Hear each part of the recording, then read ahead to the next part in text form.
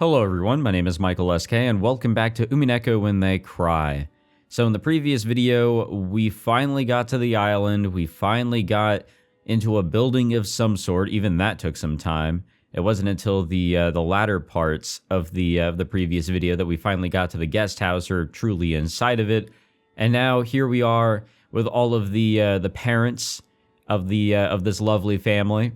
And whoever else, I'm pretty sure it's just the parents, the adults, if you will, who are here at the mansion to meet the big bad granddaddy, if you will. I don't even know what the hell his name is, but he is the one in charge, the headmaster, whatever his name actually is or his title. They're here to meet and greet with him. No idea what the others are up to, all the quote-unquote kids, but they decided to stay behind. I think they're going to go look for a maid or a servant or whoever that, shoot, I've already forgotten some names. We've met so many people, I'm forgetting names. George is interested in a servant, I think. Don't know if that's romantically or, you know, just somebody that he's known for a long time, but I think that's what they're up to.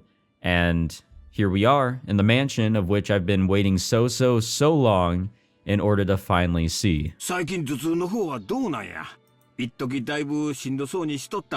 Oh, by the way, it has been a few days since I last recorded, but I am trying to learn everybody's names, trying to learn everybody's, you know, roles here and, you know, what part of the family they're in, but it's definitely going to take some time. If I make mistakes, I apologize. And one other thing is that I think I've finally finished messing with the sound. I adjusted it in the previous video, as I've done for every video so far. One minor adjustment with the sound effects here so I can... Excuse me, if I can hear a, goddamn, if I can speak, if there is a update to the tips, because that was something that was very quiet. I could just barely hear. I can definitely pick it out, but there's also an opportunity for me to miss it. I think I have fixed everything up, and how I adjust the volumes in editing, I think everything is going to work out. But if there's any adjustments that I plan on making, I will let you guys know. But I think we're good. I think we're finally good here. Who the hell's this? We have definitely not seen this Natsuhi person before.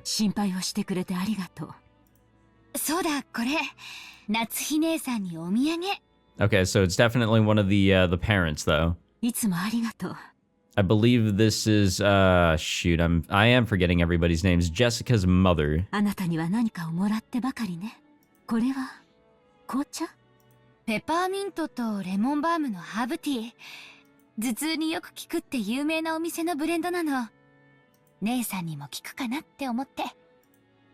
Rosa was always a conscientious woman, probably because she was the youngest of the four and much younger than the other three. She managed to grow up without gaining the venomous nature of her siblings. Yeah, that kind of just went into everybody else, and it was like drained out into everybody, and once it got to her, there just wasn't much there, so she's probably the most normal. Her kind words got Natsuhi to soften her expression for just a moment, but it wasn't enough to melt her stony gaze, hardened as it was by long years of mental stress. Yeah, her position must really fucking suck.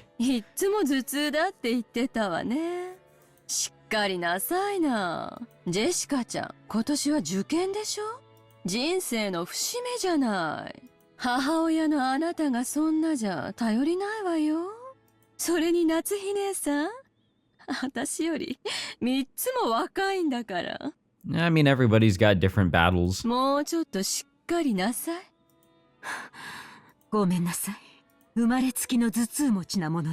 Yeah, I don't blame her. Honestly, I've never been one for headaches. Whenever I do get them, they fucking suck, honestly. Some are pretty minor, and, you know, you just take some pills and you're good. Others, oh my gosh. I don't think I've necessarily had a migraine, but I have always kind of disregarded those, saying like, oh, I've got, you know, chronic migraines or whatever, and I'm just like, oh yeah, that sucks, but Christ, I cannot imagine that, man. That is utter pain. That's torture.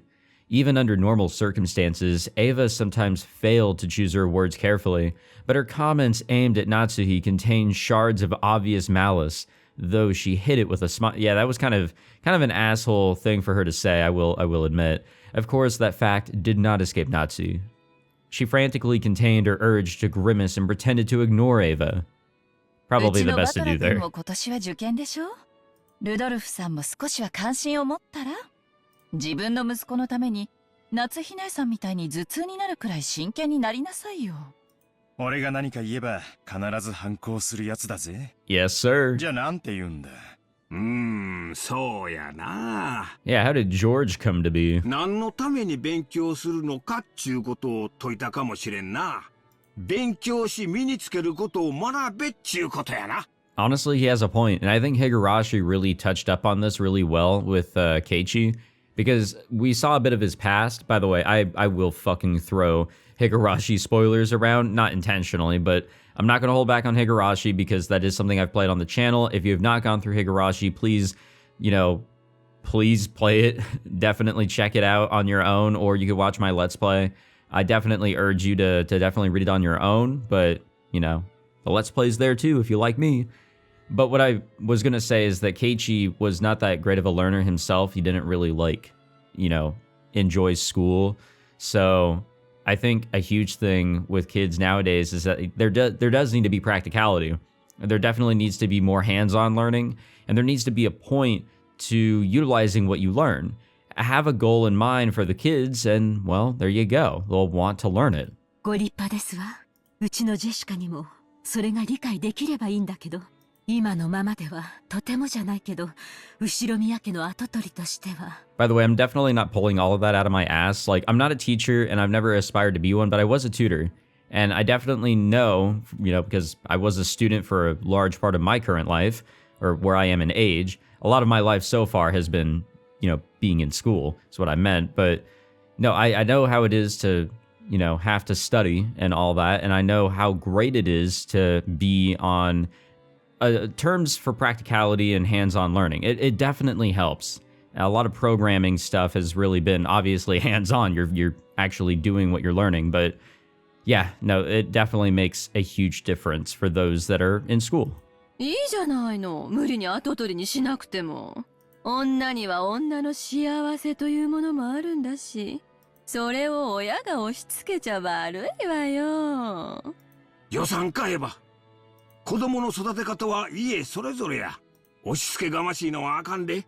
Yeah, very early on, I will say here that Hideyoshi, definitely standing with him. I think he's a fun guy.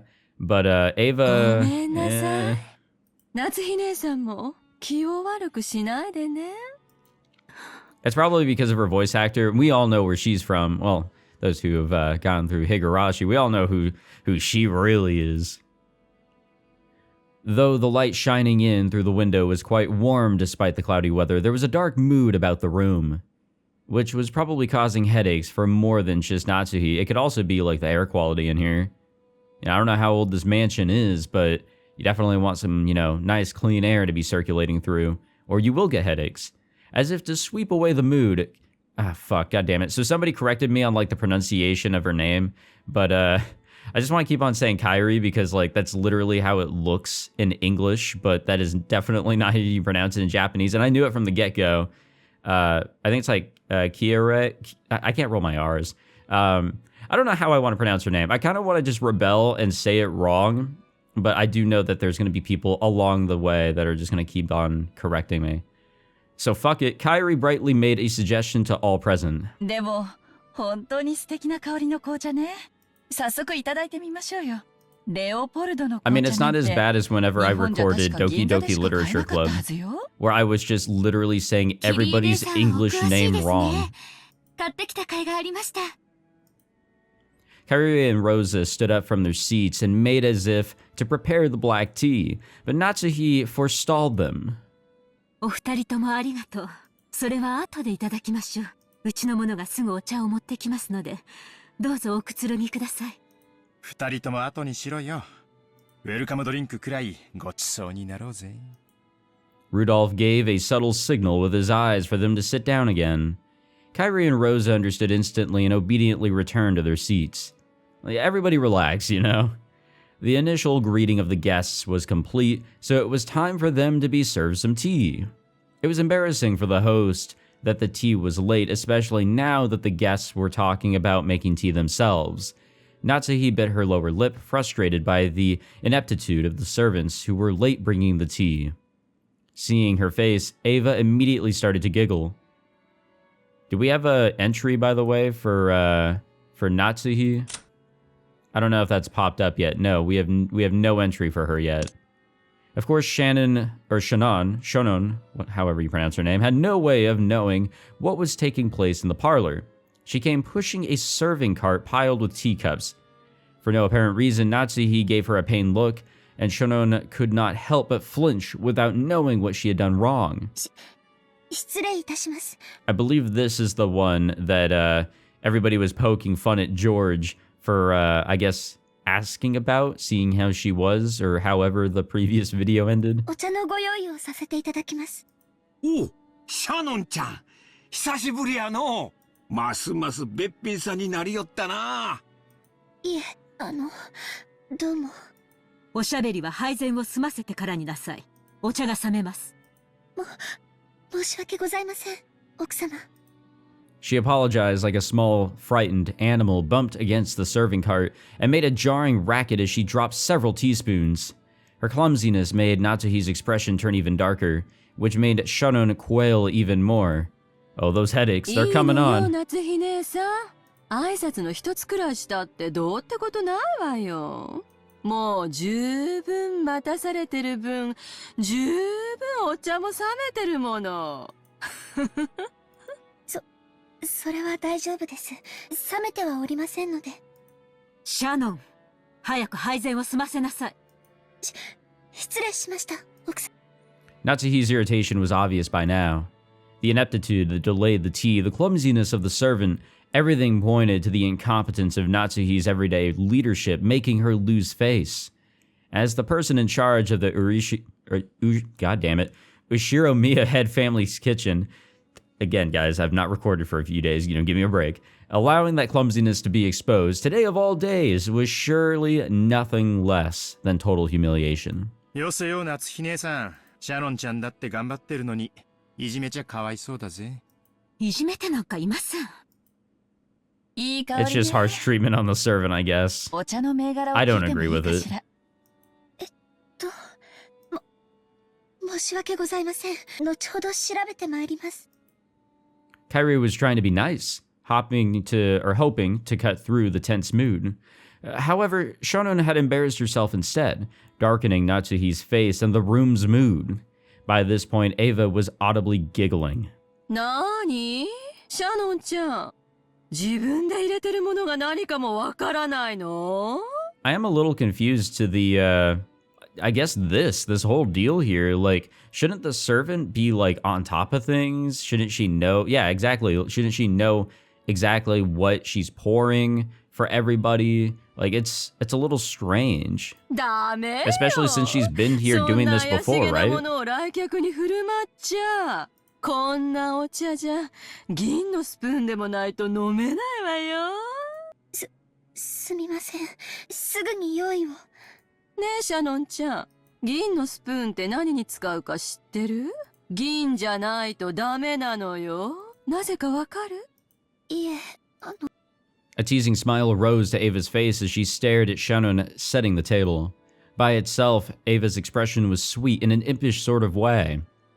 However, the words being spun from her lips held the keenness of a razor within them. Shonon tried with all her might to avoid Ava's continuing gaze. Realizing that Shonon was hard-pressed for an answer, Rosa gave some timely help. 銀は毒に触れると曇るって言われてるの。I know that there's some sort of reaction. シャノンちゃんも一つお勉強ができたわね。They were acting as though this tea needed to be tested for poison before it could be drunk. In Natsuhi's eyes, this was an insult both to the tea and to herself for serving it. Rudolph laughed flippantly and patted Ava's shoulder. 姉貴に銀食器なんていらねえだろ。毒舌の姉貴が一舐めしたら、銀の皿だって真っ黒に曇っちまうぜ。Oh, should you be laughing? わしはその毒舌を毎日聞かされとるから、もう毒に耐性がついてしもたわ。Oh, you're just having fun. Okay, it's all good, Hideyoshi. It's all good. 耐性のない相手にはちと加減せんとな。あらあら、ひどい。シャノンちゃんにお茶の知識を教えてあげただけじゃない。Everyone followed the lead set by Hideyoshi's horse laugh and chuckled, though not easily. Only Natsuhi did not join in, but for the time being the conversation inside the parlor could no longer be mistaken, or could now be mistaken, for a lively and friendly chat. As Shannon finally finished setting the tea table and tried to leave, Kairi apologized to her in a low voice for not being able to help. Shannon gave a light bow and made a hasty retreat. Yeah, that was probably very bad for her, but it could have been worse, I suppose. Shannon cast her eyes downwards as she pushed the cart down the corridor. Anyone seeing the pitiful way that she looked might easily conclude that she had been bullied in some way. What, were you listening in? 見てたのね。そういうお役目だから。奥様もエヴァ様も地獄へ落ちろ。でも、それより卑劣なのはあいつだ。Wait, which guy? Kanon glared hatefully in the opposite direction of the parlor. The preparations for the tea had been delayed by some trifling problems in the kitchen. These problems were not Shannon's fault. Yeah, she was just a middleman, I guess you could say. She didn't seem to be the problem here. I was wondering, like, what was the holdup here? It didn't seem like it necessarily was her issue, but she got the blame for it. So it was Goda's mistake. After all, there was no way a show-off like Goda would give up a flashy job like bringing in tea when the guests arrived. He had ended up wasting time preparing the tea once again. So when he realized he wouldn't be able to score any points for this job, he pushed the task of setting the table on Shannon, who happened to be passing by.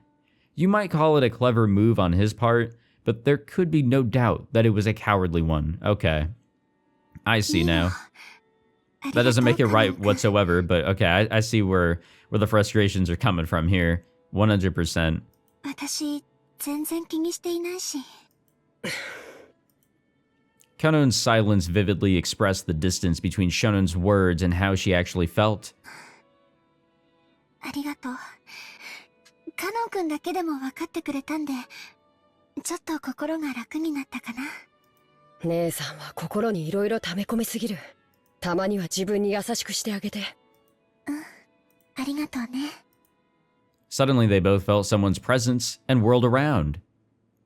Oh, a middle-aged man stood there. It was Genji, the head servant. そこで何をしている? Oh, wait, we've seen this guy, right? We've seen this man. シャノン、早く厨房に戻りなさい。あ、はい、失礼いたしました。Shannon humbly obeyed and promptly made to push the cart and leave. However, Konon appealed to Genji in silence, bearing something in his eyes that he could not express in words. どうした? 何かあったか? シャノンは何も悪くないのに、あいつら。やめてカノン君。失礼しました。すぐに仕事に戻ります。カノン君も自分の持ち場に戻って。お願い。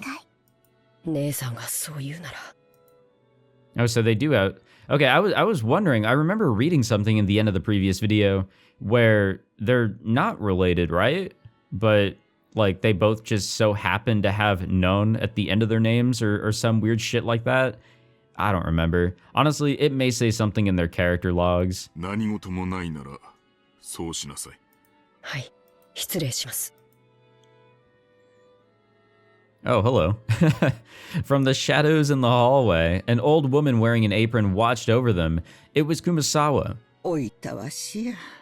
シャノンさん、あの二人がいじめられる理由は何もないのです。しかし、ゴーダさんに嫌われているのは紛れもない事実。Yeah, I'm a little curious about that. Like, maybe not a little, but heavily. ゴーダさんは、後宮本家へいらっしゃられるまで、どこかの立派なホテルにお勤めだったそうです。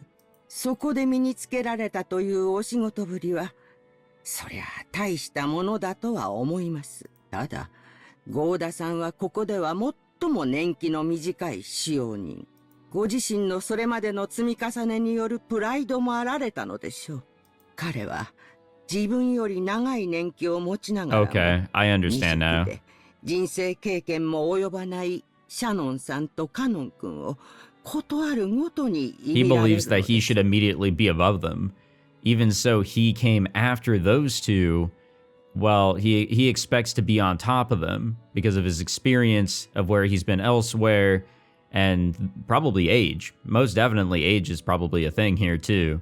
But no, that's not how the working world works. Unless you're absolutely applying for a position that is literally on top of other people's, like you are therefore in charge of them, or like you're a senior manager or some crazy shit like that, then no, you're definitely coming in as a newbie. And even so, you have experience that definitely does not rank you above others.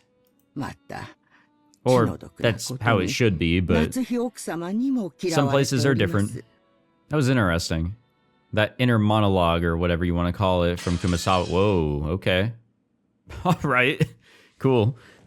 Wasn't expecting that. Oh, hey, look, it's noon. Time to eat.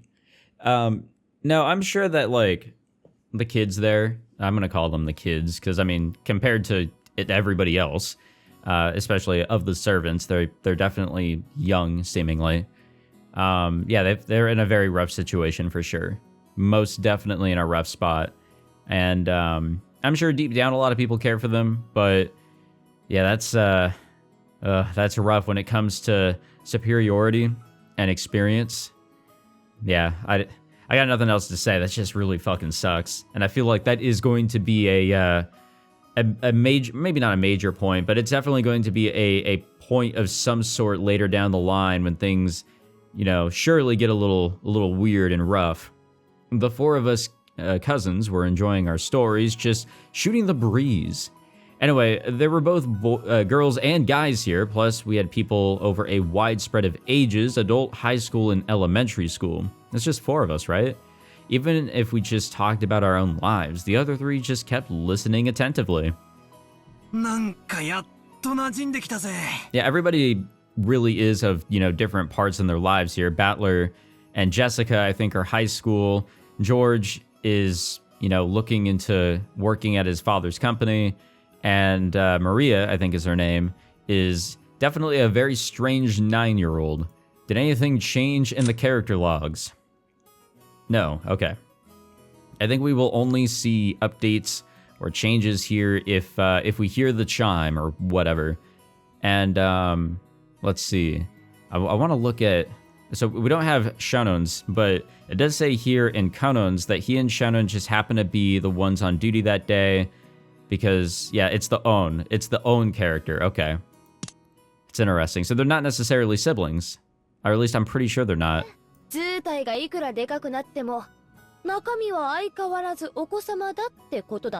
Probably because he's kind of gone and started doing his own thing.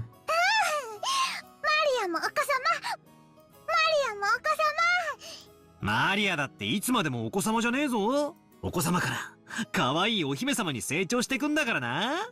そうしたらまな板みてえな胸もすぐジェシカ並みになるぞ。Really, you don't have to be throwing that shit out there, Battler. そしたら回してくれよ。Especially that, probably that more than anything. 揉ませる。約束する。ダメだよマリアちゃん。Yes, George, please step in. そんな約束お前と結婚する未来の旦那さんはきっと幸せ者だぜ。っていい話にすり替えつつ約束を保持してんじゃねえぜ。Yeah, I mean there's no really saving that one, man. That fucking went too far. マリア、その約束はなし。なし。約束取り消し。やっぱりバトラ君も揃って4人で集まらないといとこが集合した気がしなかったね。Oh, glad he can be the life of the この party. 6年はやっぱり寂しかったよ。そうだな。こういうふざけた話にはならなかったな。でも建設的な話はできてたと思ったぜ。将来に対する心構えとか受験とか就職とかよ。悪うございましたね。俺が来たらおまぬけなドタバタばっかりでよ。でもマリアは今年のが楽しい。Oh, of course she's gonna have a whole lot of fun here. She's a child. そうだね。Probably, you know, without Battler, you know, lightening up the mood and you know, just acting a little bit more childish than, well, everybody. Yeah, she's definitely going to feel a lot more a lot more of an enjoyable time going on here, because a lot of this is just, you know, very stuck up adult stuff going on here, or grown up stuff, because it's just, what, an annual meeting of the family? That doesn't sound fun whatsoever. Maria's sincere words probably spoke for everyone present. George Aniki stroked Maria's head, and she giggled like a happy kitten. Hello? Oh. A timid knocking sound and the equally timid voice of a young woman came through the door. Jessica answered brightly. Jessica stood up from the bed and opened the door. There stood a servant girl who must have been about our age.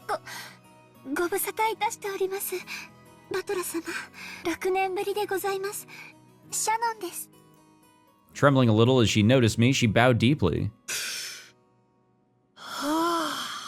My brother in Christ, please do not say anything. Please do not go into further detail of whatever the fuck you are saying, Battler, please. Please just keep it at that.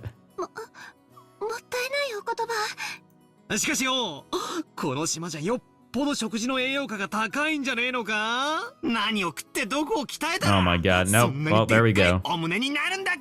There we go, alright.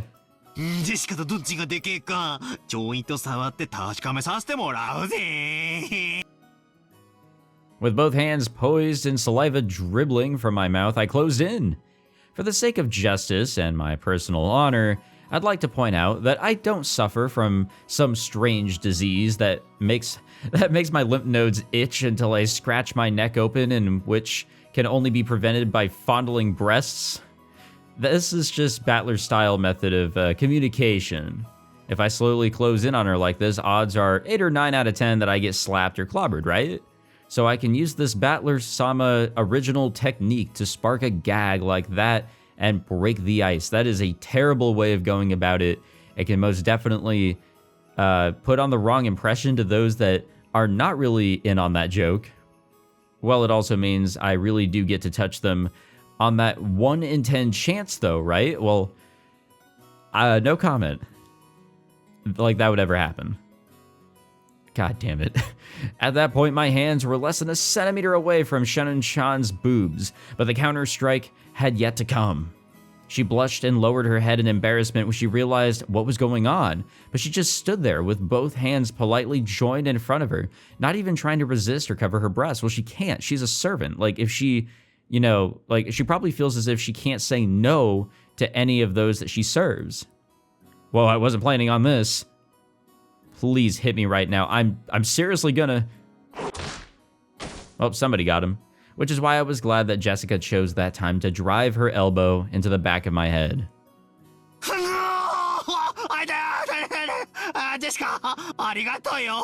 Yeah, that would have been really awkward and terrible for everybody if somebody didn't do anything there.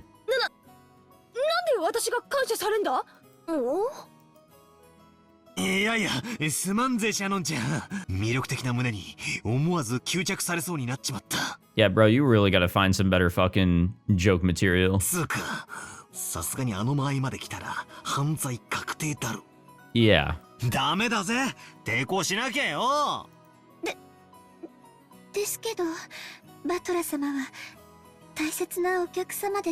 Yeah, okay, but that doesn't mean that you let him do that, but I understand what she's, you know, getting at here as well. She probably feels as if she can't say no because, you know, this is the people that she has to serve. She doesn't want to get in trouble.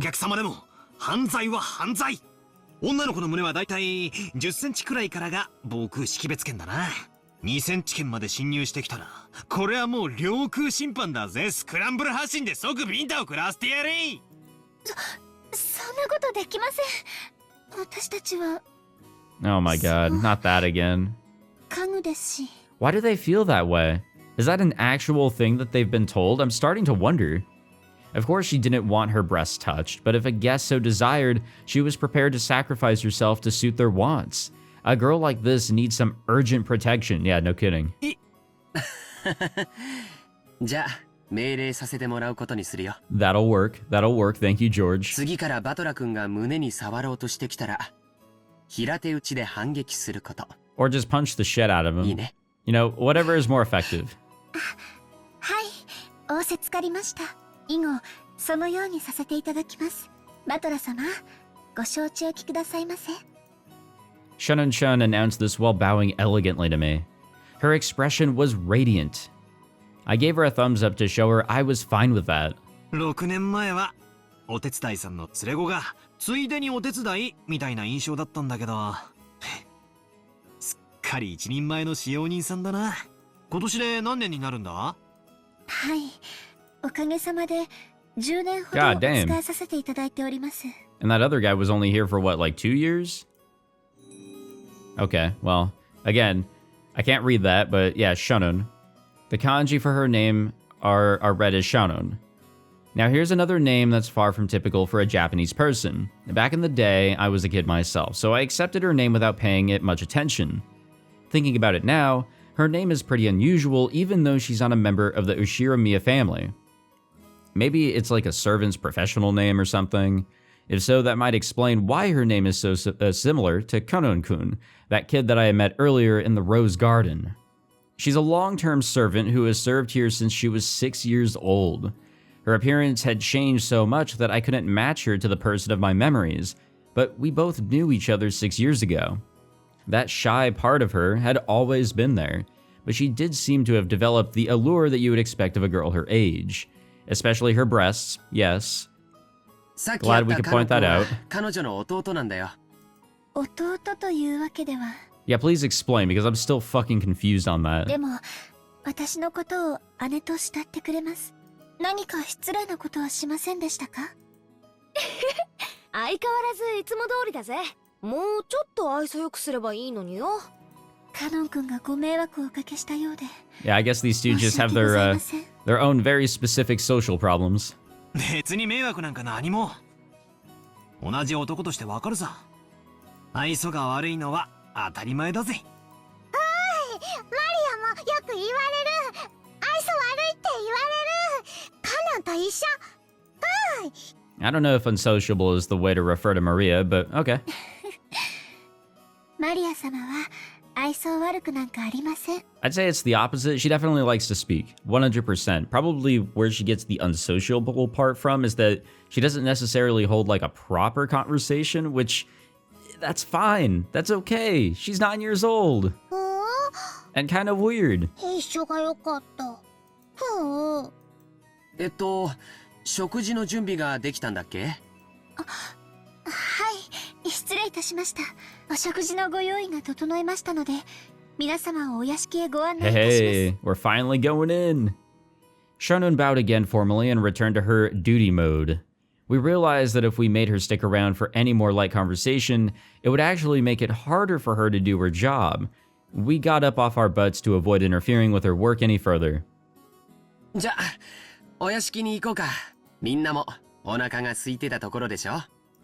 だな。ゴーダさんがいる時の飯は楽しみなんだよ。あの人、どこぞの有名ホテルでシェフをやってたらしくて、かなり料理の腕があるんだぜ。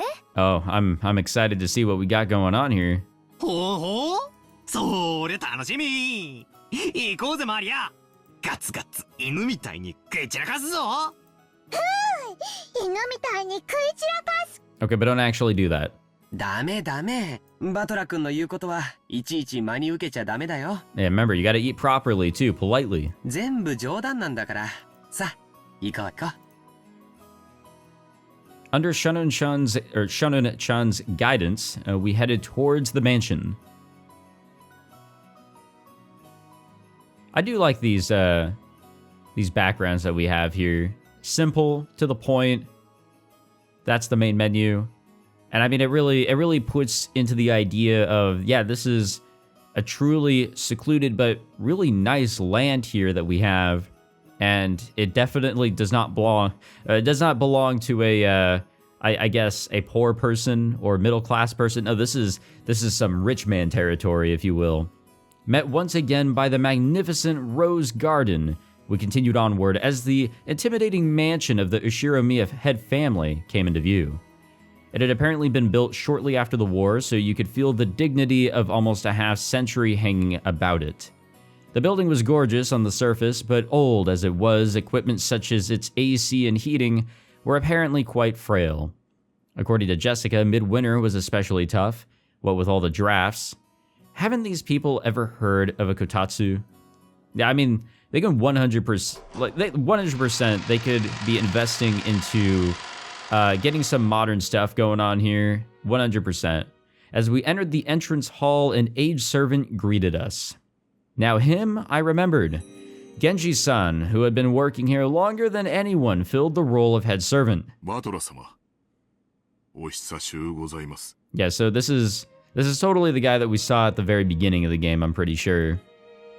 As our eyes met, he greeted me with a calm, composed voice. His bow wasn't as graceful or refined as Gota's, but despite his simplicity, it communicated his feelings very well. Genji-san! 本当にお久しぶりっす。お元気そうですね。おかげさまで健やかに過ごさせていただいております。バトラ様こそご立派になられました。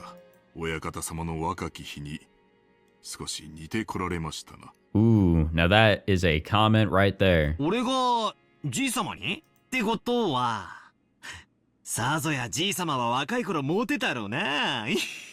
Yes, let us now ruin that image. ここからはシャノンに代わって私がご案内申し上げます。どうぞこちらへ。Shunan-shun bowed deeply and watched us leave. After that, we headed towards the dining room under Genji-san's guidance. Genji-san, just like Kumasawa-san, stood in stark contrast to us young people who had grown beyond recognition over the last 6 years. His appearance was exactly the same as in my memories from 6 years ago. It was as though time had stopped since the last time we met. Genji-san was an extremely quiet and diligent person. No, he definitely has that aura of like just true, like when you think of a servant, of somebody that is like right there, always there for like the headmaster or whoever of like a big ass mansion or anybody that's rich, you think of this man right here. He was basically grandfather's close aide or caregiver, and you might even call him grandfather's companion of many years. In fact, it seems he was by grandfather's side even more often than my late grandmother was. According to Jessica, grandfather trusted him more than any of his blood relatives. Shit, he gave him alcohol when the doctor told him no more alcohol, and he gave him that green shit. But I wonder how long he served.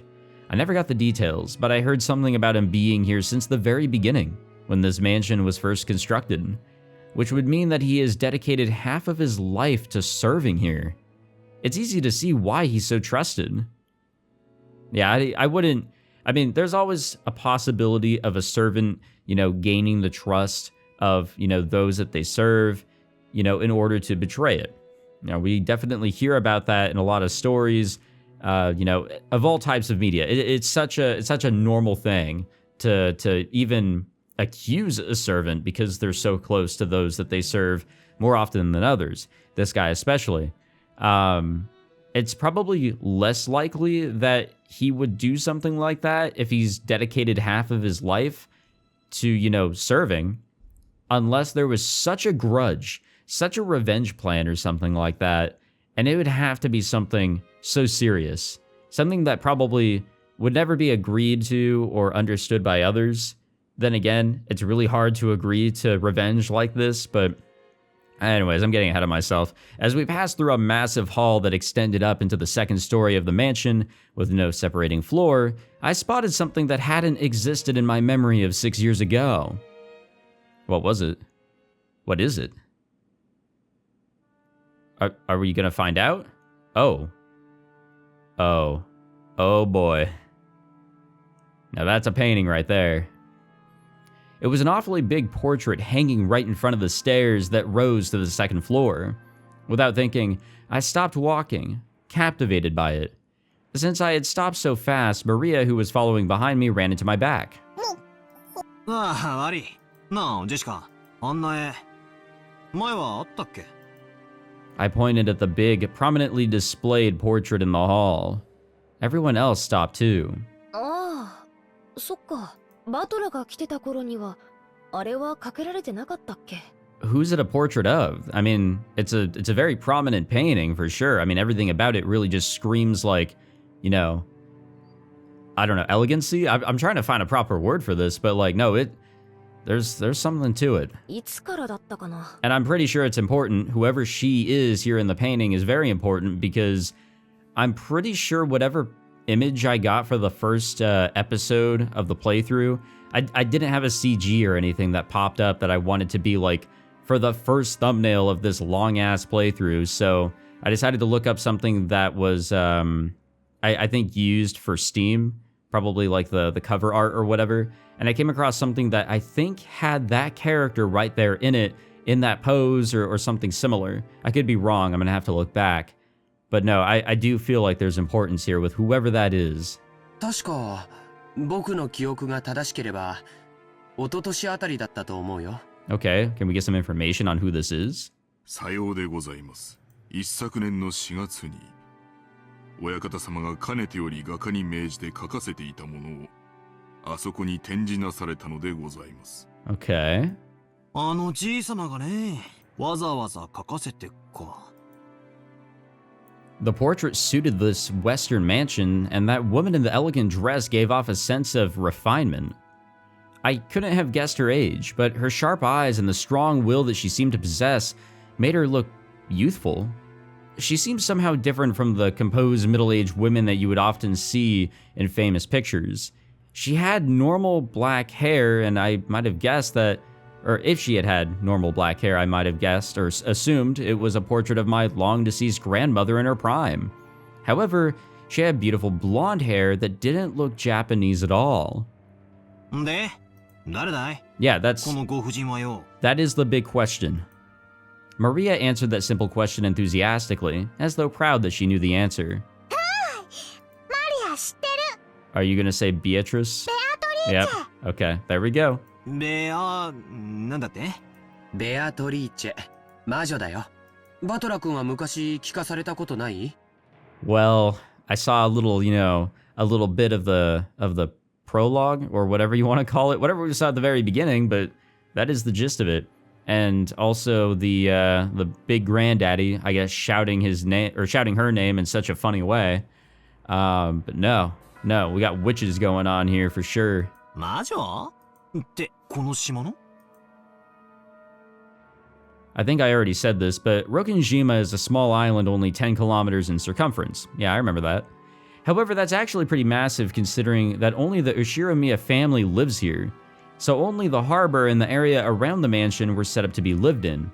Beyond that, the island remained as untouched as when it was uninhabited. I mean, that's a lot of space. The vast and empty forest had absolutely no lights, phones, or people passing through. To understand how dangerous that is, you need to forget your common sense as a city dweller. Uh-oh. That's difficult for me. After all, if you happen to fall down a hole in the depths of the forest and sprain your ankle, no one would come to save you, no matter how much you cried or screamed. Then, once the sun went down, the forest would be wrapped in complete darkness, since there were no streetlights. And since there were no signs, it would be easy to get lost and confused, losing your sense of direction inside that dark forest. Nowadays, most people see a forest as a peaceful place. I fucking don't. Now, there's bugs and shit in there, sometimes animals. But to the people of bygone eras, before the light of civilization drove out the night, forests were as geographically separated from civilization as the sea. They were oceans above the ground. Fishermen who go out into the ocean are putting their lives at risk, despite their technical knowledge. In the same way, hunters who go out into the forest are in danger, despite having specialized knowledge of their own. If children were to go play in such a dangerous forest, something terrible might happen. Someone's parents might have thought so. Maybe grandmother first said it, or maybe it was grandfather himself. Or perhaps the story has been passed down on this island since ancient times. There's a terrible witch in the forest, so you must not go in. At some point, this ghost story of Rokkenjima was born.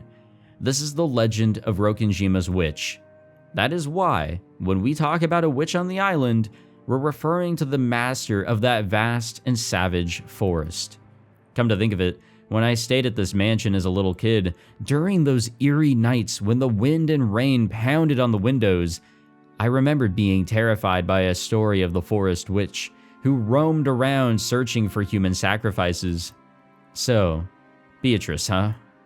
When Araki mentioned it, I searched my memory and was sure I recalled hearing a name like that when I was little. That's kind of spooky. I don't know what to think of that, actually. That's fucking scary, actually. But like, okay, so they own this island. This island is theirs, right? Or is it just the property on the island? Does anybody truly own the other parts of the island? Why not actually, cut down the forest and make it all, I guess, regular, not forest land or something. Make it safe for everybody who comes here. Or I guess it's not important because, well, the only place that people go to here, and the people being the family members here, is this mansion. There's no reason for any other part of this island to exist to them. So they just leave it to a witch? A so-called witch? That sounds a little dangerous to have a witch roaming about.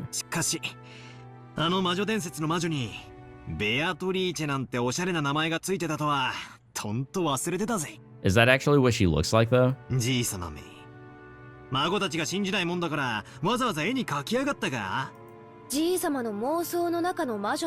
Oh, delusions, great.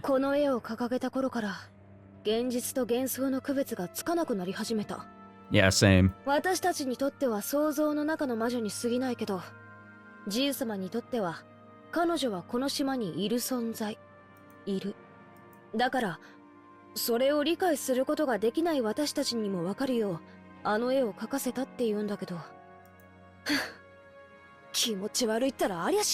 Yeah, you can say that again.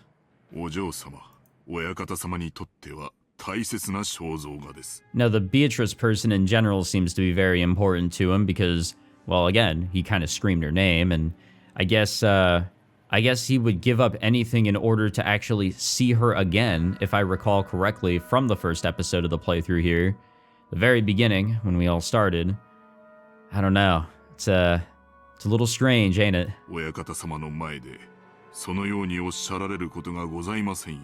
Yeah, but behind his back, sure. We will most likely say shit behind his back. Jessica glanced at the portrait with an irritated gaze before turning away.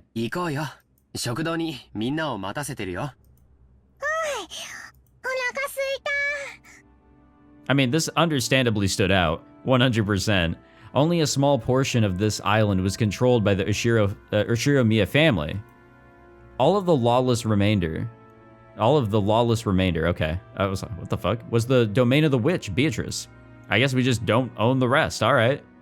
Nobody does. You might even call her the true ruler of Rokkenjima. Yeah, I mean, if we just own this, like, little square part, or, like, the entrance, or from the fucking dock, all the way up the steps to the guest house and the mansion, that little portion of that 10 kilometers or whatever, that's a lot of forest. That's a lot of land.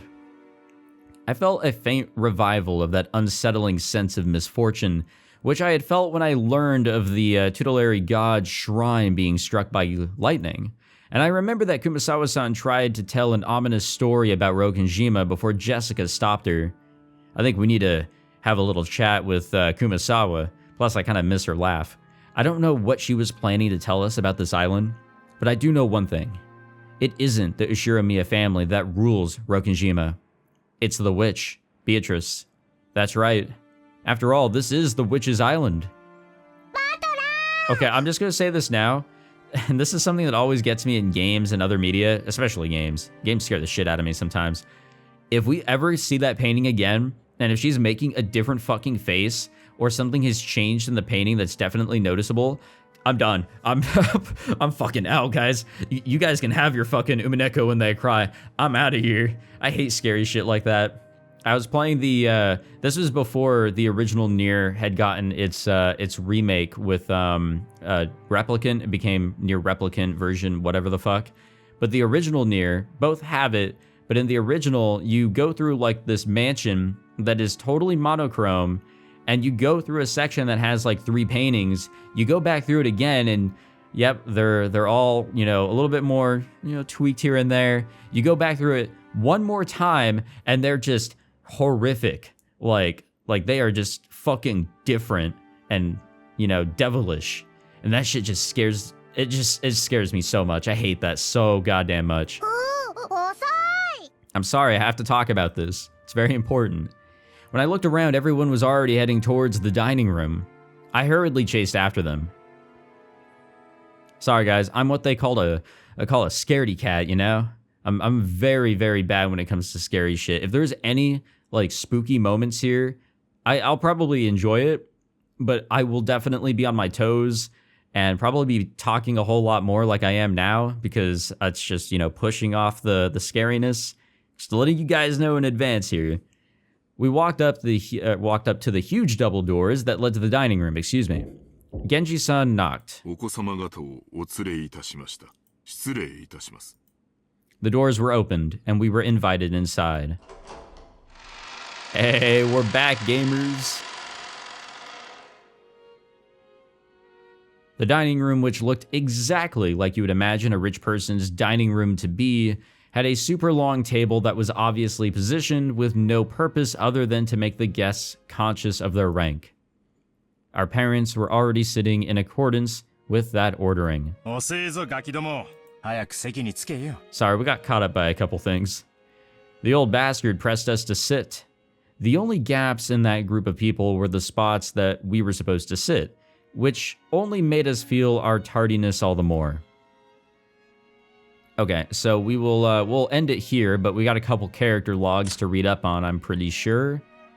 And yep, we have met the rest of the servants, I think. There is one more square here that is definitely out of order. It could be of the servants, but then it would have to be connected by that blue line, I would think. So who is that mystery person in that blank spot?